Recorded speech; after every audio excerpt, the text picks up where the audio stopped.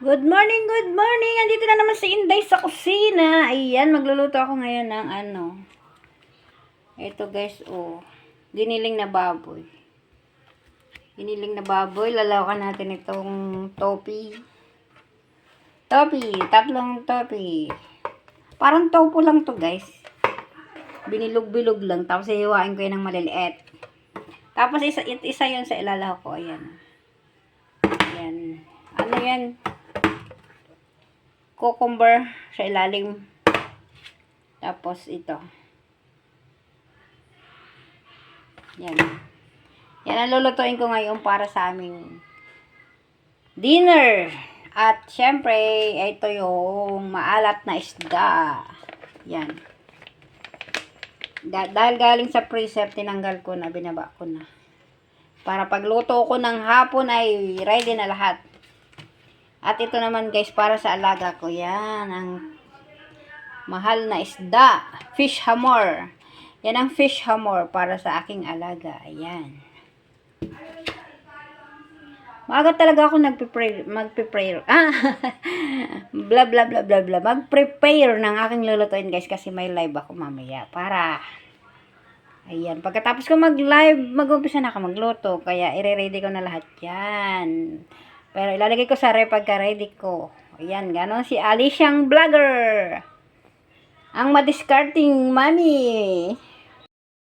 Sobrang yellow pa guys. Kaya ayun, tinanggal ko na doon sa matigas pa siya. Siguro naman bago humapon ay na yan, hiwa-hiwalay na. Galing kasi lahat yan sa freezer. Tinanggal ko sa freezer. Ayan na. Okay guys, mag-prepare muna ako ng iba. Actually, ganyan, dami kong lulutuin talaga ngayong araw na to. Ito pa, isa pa sa lulutuin ko, guys. Ito yung swansai. Ayan.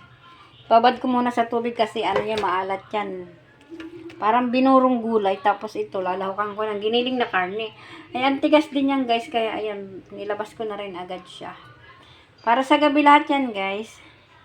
Tapos, ito naman yung green vegetable namin. Kasi sa aming pagkain, kaya laging may green vegetable. Ayan.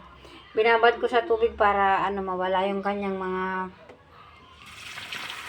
para malinis na malinis. 3 beses ko yung hugasan guys. Ayan. Para malinis na malinis. Pero ibabad ko muna siya. Ganun ako kalinis maglinis ng gulay guys. Ayan. Ayan na guys, nahiwa ko na yung aking swansai. Ayan yung tinatawag na swansai. At ito malambot na din yung karne. Pero ilalagay ko yan sa rep. Kasi mamaya ko pa yung lulutuin. Okay. Ayan guys, ready na yung aking giniling na baboy. Ayan pwede na siya. Tapos nahiwa ko na din yung tofu. Tapos ito, nahiwa ko na din tong cucumber. Ayan. Itong sabaw ng cucumber, pwede yung ilahok. Napakatamis kasi niyan eh. Tapos ayan, ito, direct na lang natin ilalagay yan. Ayan. Everything is ready, di ba?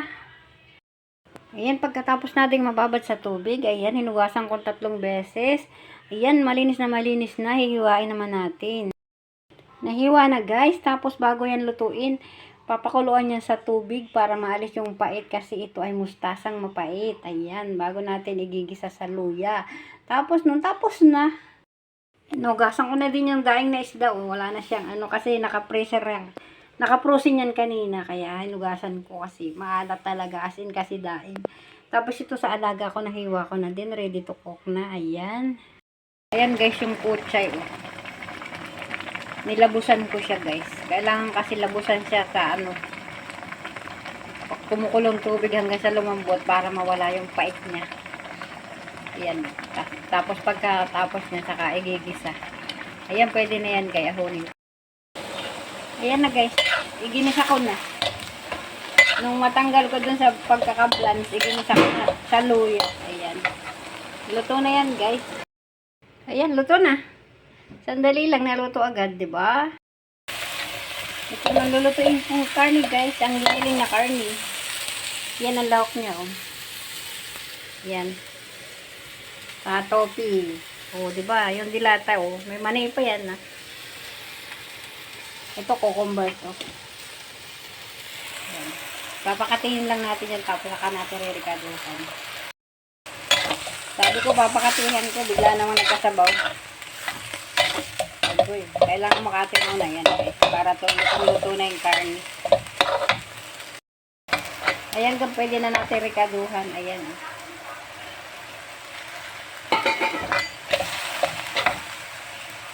Black pepper. Dami. Tapos topi. Dami no? Lagay na din natin ito.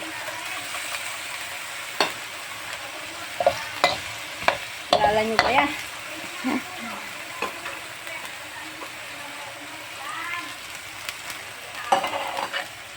Ayan.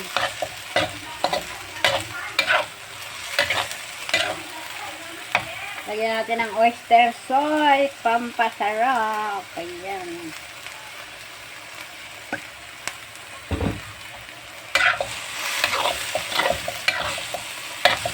Ayan, ganyan lang na simple guys ang luto ng ng giniling.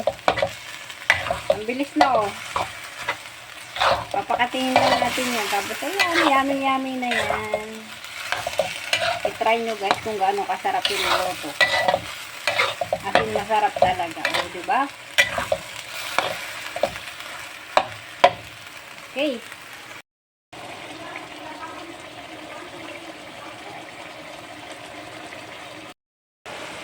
Luto na siya guys, pwede nang kakunin. Ayan. Tingnan mo naman kung gaano kasarap.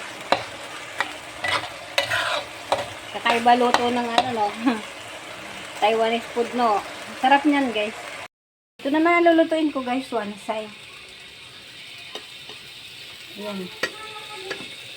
May lagay na karne, ayan. Unahin na natin yung bawang. Pwede na din natin hinog yung karne agad-agad.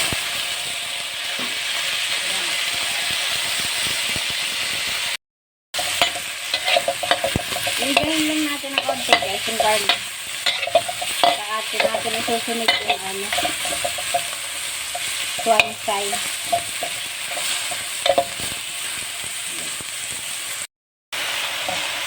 Ilagay ko na yung swansai guys.